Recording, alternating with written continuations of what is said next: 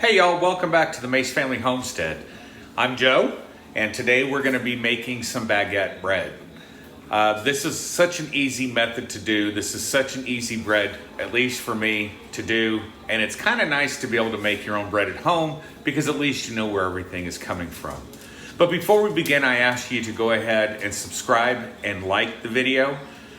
We do appreciate the support that we're getting so far, and I know that people around here, at least in my town, have asked me to make videos on how I'm doing this so that they can learn this stuff at home. And with the whole COVID thing going on right now, we kind of really need to make sure that we're supporting each other.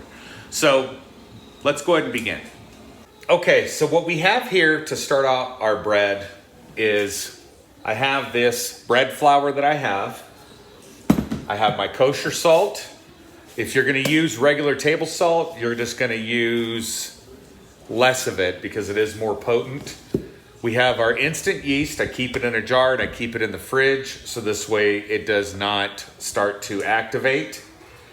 I have my water, my bowl, my mixing bowl.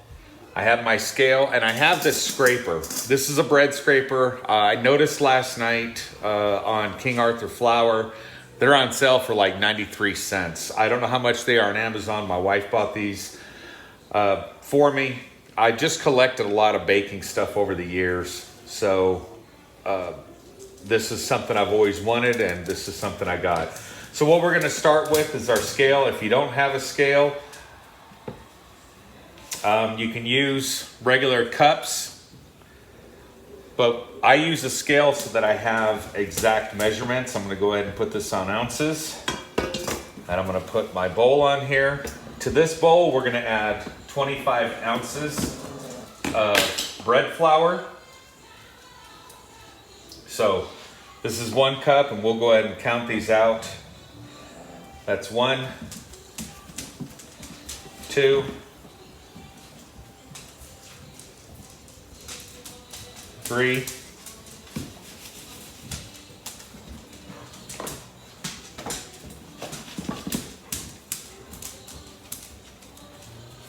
4, I believe it's like 5.5. 5, yeah, that's 23 ounces with 5. And what I'm doing with the bread flour is you can notice that it's really packed right here, but really loose right here. And that's where you want to get your bread flour from. You don't want to be digging in here because it compacts into the cup itself and you'll get more flour out of it than what you really need to. So you always want to kind of fluff your flour and then measure. There's 24, 26. So it's about 25 or 5.5 cups of flour. Now to this, we're gonna add, sorry, I shouldn't have taken it off there yet. We're gonna add our yeast, and it's just gonna be a 1/2 teaspoon of yeast. You don't need a lot of yeast for bread to rise. And in fact, you can overdo it with your yeast. And then we're gonna use, again, a 1.5 teaspoons of kosher salt. If you don't have kosher, you have table, just use about, I would say, a 1/2 teaspoon to 3/4 teaspoon of regular table salt.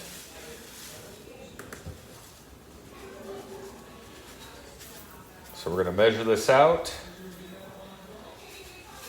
And it can all go in there together. Nobody's gonna be killing each other. It is a myth that if you add salt to yeast, it's going to kill the yeast. And again, that is a myth. Okay, this is all added together. I'm gonna go ahead and mix this up with my hands. Okay, put it back on my scale, zero it out. And to this, we're gonna add 19 ounces of cool water.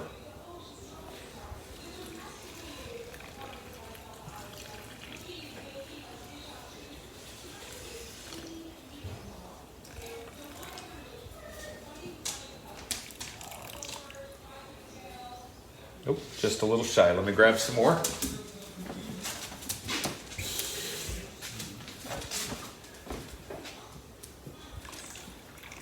There we go. So now I'm going to use my bread scraper to go ahead and mix this up. And we're really looking for this to all be just incorporated, because this is going to be a long process to get the best flavor out of this that we can. It's kind of like fermenting for wine. The more it ferments, the better it gets, the better flavor you're going to have. Well, I don't know. I'm not a winemaker, not a beer maker, but we're just going to mix this together, bringing this all together so that everything is incorporated. And this is a high hydration dough. This is about, I want to say 79% hydration.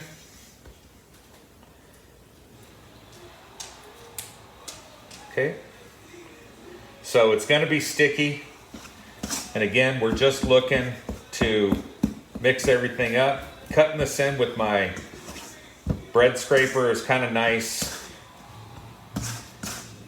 because it allows everything to be incorporated, and I'm not really getting that flour at the bottom of the bowl. So we're going to mix it all up really good. And if you dare, you can, which is I'm about to do, you can reach your hand in here and give it a good mix. Again, we're not looking to knead this out right away, because we want this to sit and ferment throughout the day. Now, although it is November, here in New Mexico, it's still kind of warm during the days. So this is not going to take that long to ferment up and to rise. And what we're going to do is we're going to mix this, cover this with saran wrap, and allow this to rise for about an hour.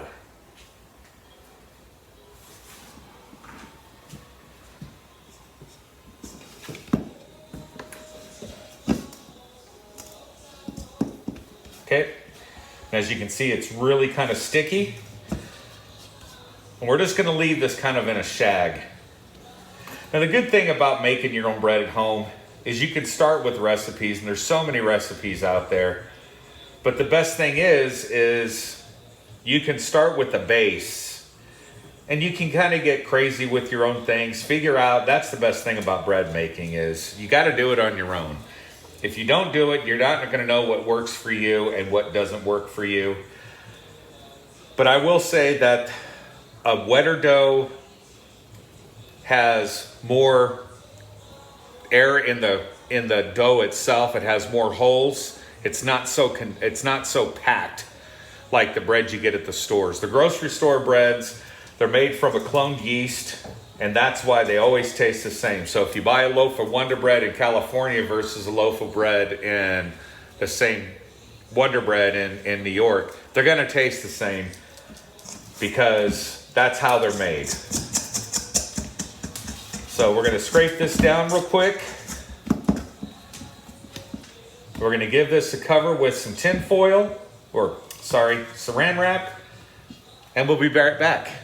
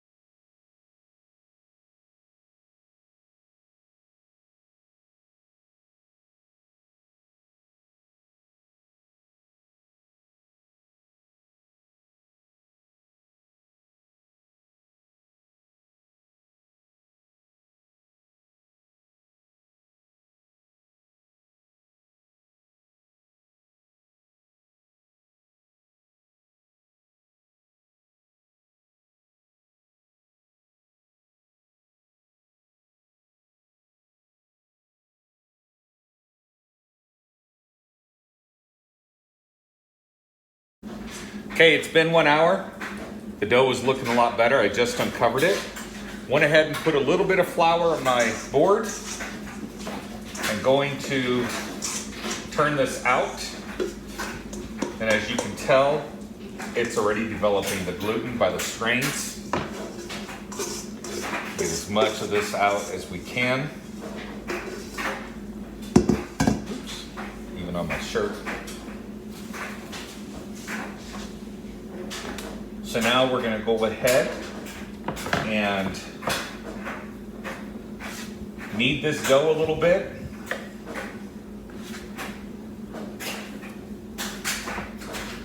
So that we can get it ready for another rise and then ready for some shaping.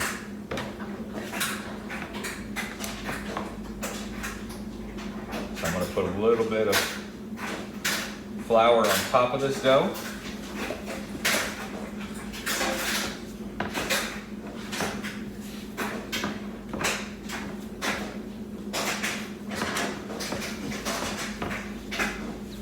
We're going to go ahead and start kneading.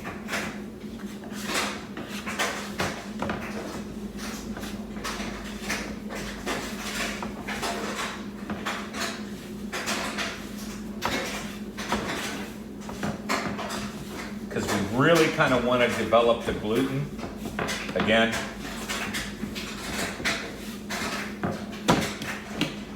we're not going to knead it too much. We're going to fold this in, fold this in. Okay, it's a little sticky underneath still.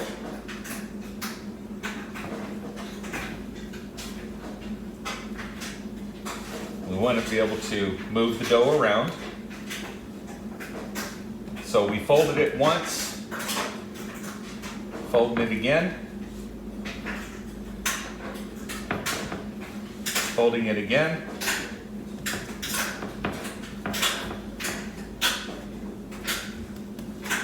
folding it again. We're just going to keep doing this to build a little tension on the outside of our dough.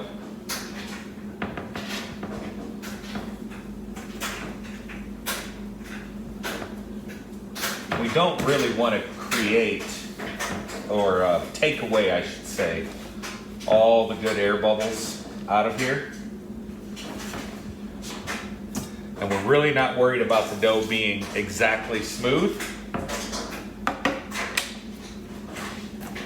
What we're trying to do is, as I said, through these rises, we're trying to create a little bit of flavor. And we're going to cover this up and let it sit for another hour, and we'll be back. All right, it's been another 45 minutes. This is our third rise. We're going to remove the dough and start pre-shaping our baguettes. Got me a little bit of more flour here. Sprinkling it on the board. We don't need that much. Just going to sprinkle the inside of this so that we can remove this dough a little bit easier.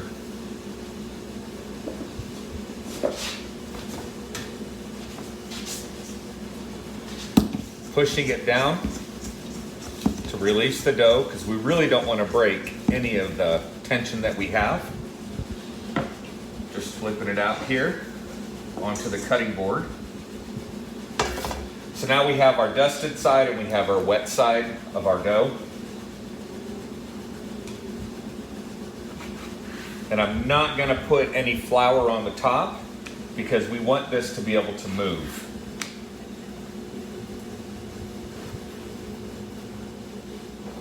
As you can tell, it moves freely. I can pull it around. But this part, as you can tell, is still sticky. So we're going to cut this down the center.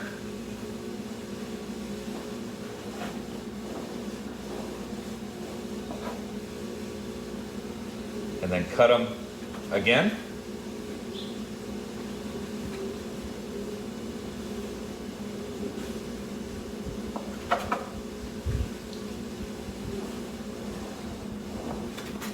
One more time. We're going to take our scale and we're going to make sure that each dough, each batch of these is of equal weight, so that if we need to add more, we can add some more dough from the other ones. So this one is about 10.6 ounces.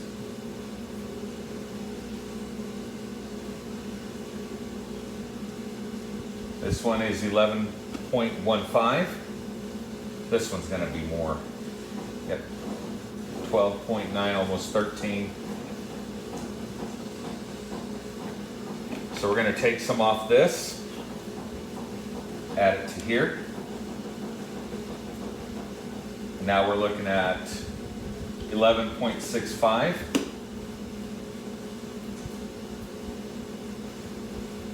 Measuring this one out again, 11.15.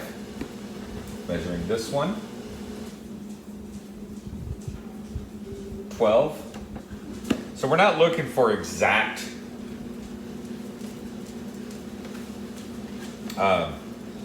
distribution, just as close as we can get it. There we go.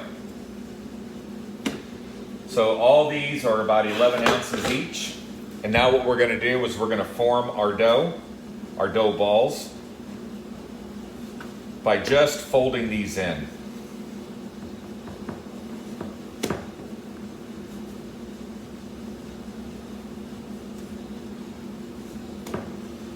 We're just going to keep folding the sticky into the sticky side. And again, we're really not being rough with these. You want to be as gentle as you can, because we want this dough to keep its gas. Okay?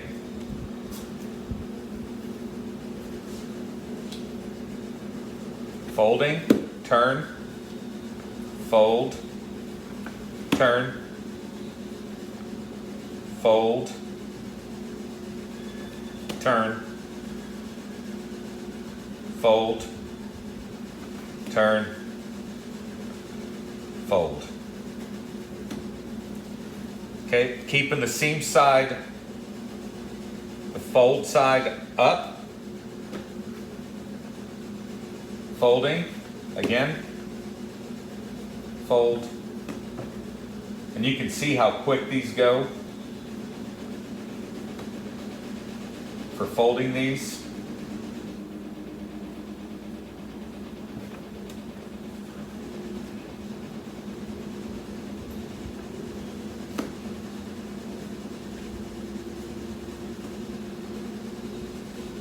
Sorry, this one's just acting a little bit funny because we don't want to put a lot of flour down.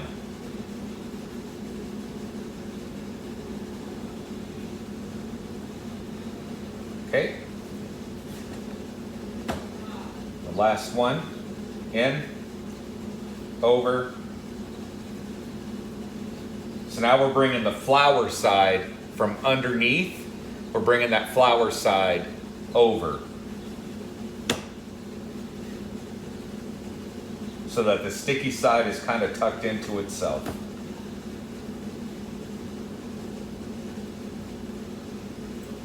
Now what we're going to do is we're going to flour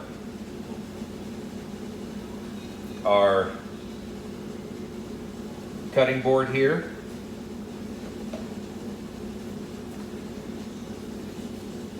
We're just going to flour the tops. We're keeping the seam, the sticky side still up.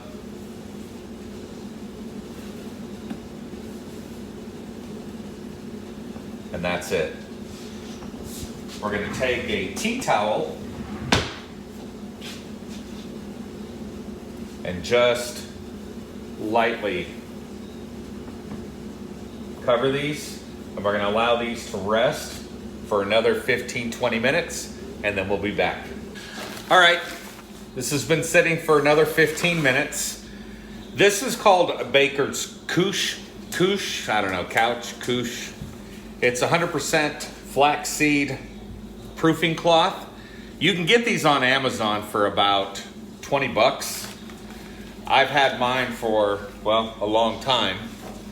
But this is what we're gonna proof our baguettes in. So what I'm gonna do is set this down. Get this up against the wall.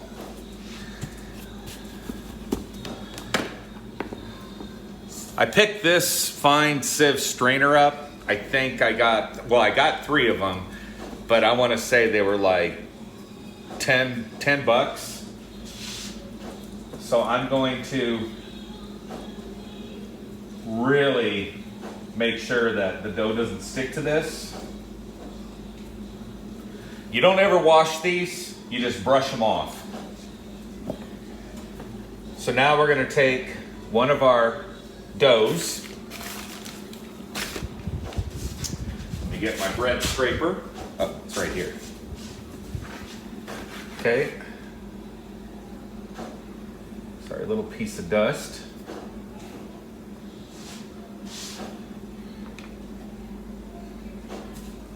Push that back. Just gonna dust one side again, just the side we're gonna have for the top. What we're gonna do is, you can see there's a skin. Well, you're probably not gonna be able to see, but there's a skin, and we're gonna stretch this out a little bit, and then we're gonna start folding it in on itself. Dried piece of dough, sorry.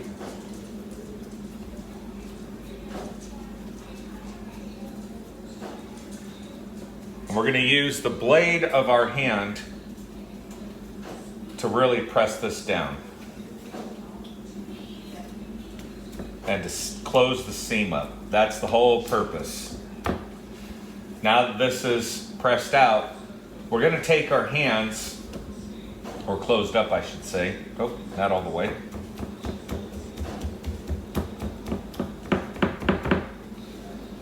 Okay, and I've got my oven preheating to 450 with the pan, empty pan at the bottom. And the empty pan is going to be used for our steam. So what we're going to do is we're going to come from the center.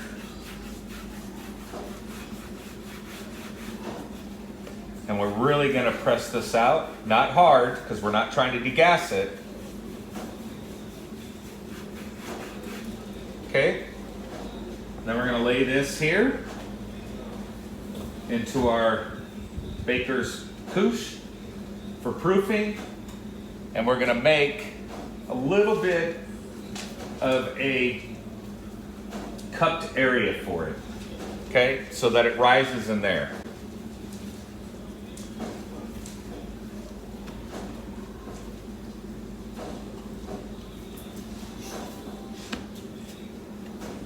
And again, we're taking this, coming out with it, just ever so slightly. We're not trying to be over rough with it. Rolling it in on itself.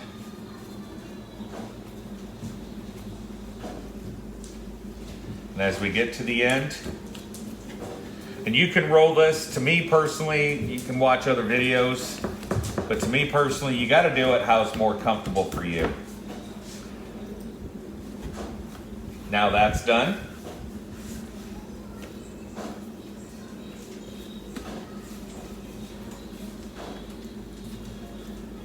And again, rolling it out.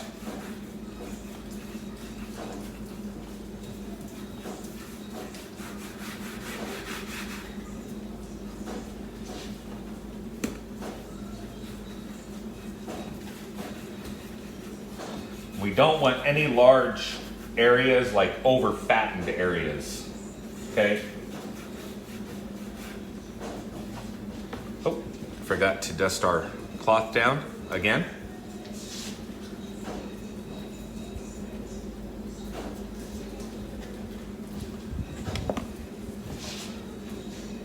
And we're laying these down where the seam from when we fold these is standing up.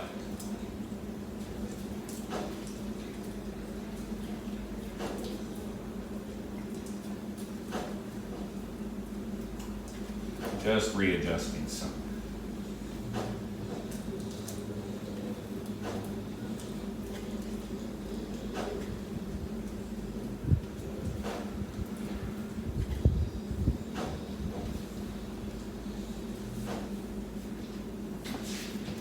Okay.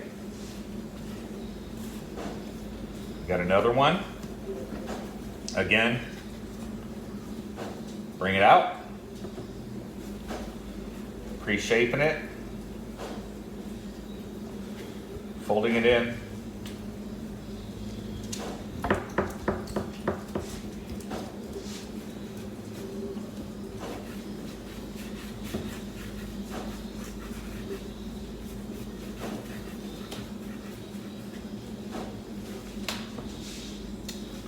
And I'm not a professional baker, nor do I play one on TV, but I just enjoy the bread making stuff. I enjoy being able to eat the stuff that I've made versus going to the grocery store and getting something that you don't know how it was handled, who handled it. Did they cough right before they, handled your dough? Did they wash their hands properly?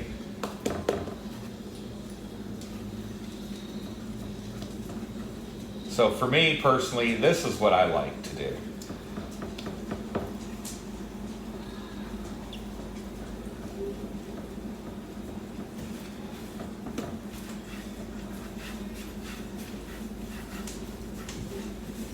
And how I learned this was actually, I just started watching King Arthur flour videos.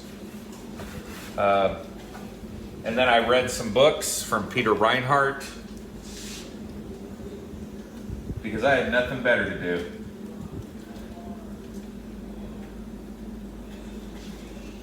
I'm going to put the flour down, roll our last one in here, and we're going to allow these to proof. What I'm going to do is just sprinkle a little flour on top so they don't stick. I'm going to use my tea cloth here. Just cover it. And we're going to allow these to rise for about 30 to 40 minutes. And after they've risen, we'll transfer them to my baguette pan. I've had this for a long time. As you can see, it's quite well used. Okay, our last rise is done on these breads. I've got some water boiling on the stove so that we can add it to our oven. What we're going to do is slowly pick these up very gently, transfer them here to our baking rack.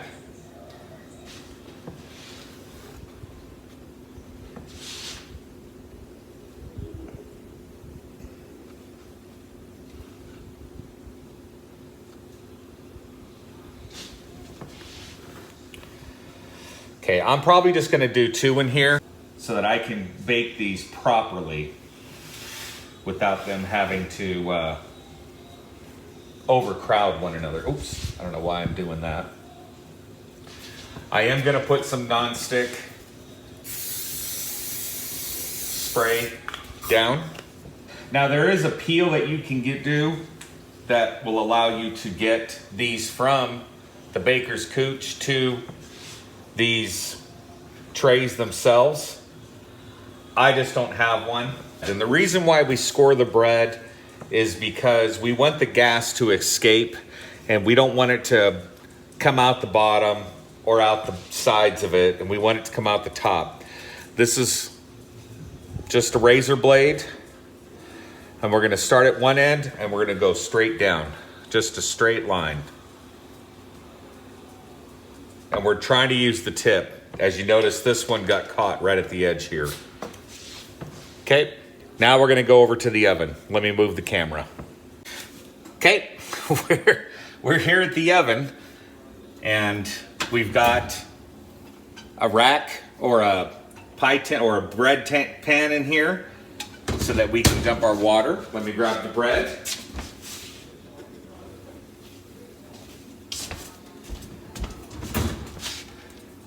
And we're gonna slide these in very gently.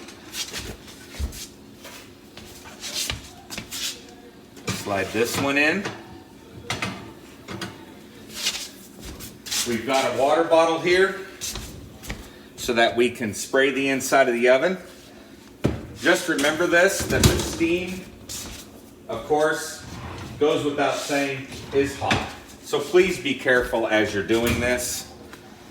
Pulling this out a little bit, if I can. There it comes. Getting this to the edge.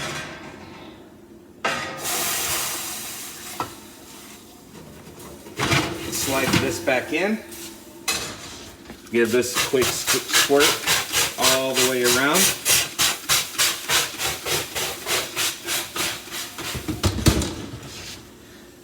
And again, now we're going to go ahead and cook these for approximately 20-25 minutes, and we'll be back. All right, our bake time's done. And I don't know if you can hear this, but the bread is crackling. The steam really did it well. And as you can see, they come out really, really nice. It's satisfying. They're cooked all the way through. The crust is crispy. The crust is crispy. Let me turn the camera a little bit so you can see. And they all came out perfectly. And it's an easy process. So I hope you give it a whirl. Don't get discouraged about making your own bread. It is a journey. It is a learning process. But that's the best thing. You do it, you make a mistake, you try it again, and you try it again. And it's cost effective. We used 5.5 cups of bread flour, and we've still got all this bread flour left. And it's kind of nice to be able to have your own bread. So until next time, we got coming up is our sourdough. We have the starter going. So we're gonna be making some sourdough bread. This is coming from a 150-year-old starter. So I hope you all stay tuned and check it out. Thanks.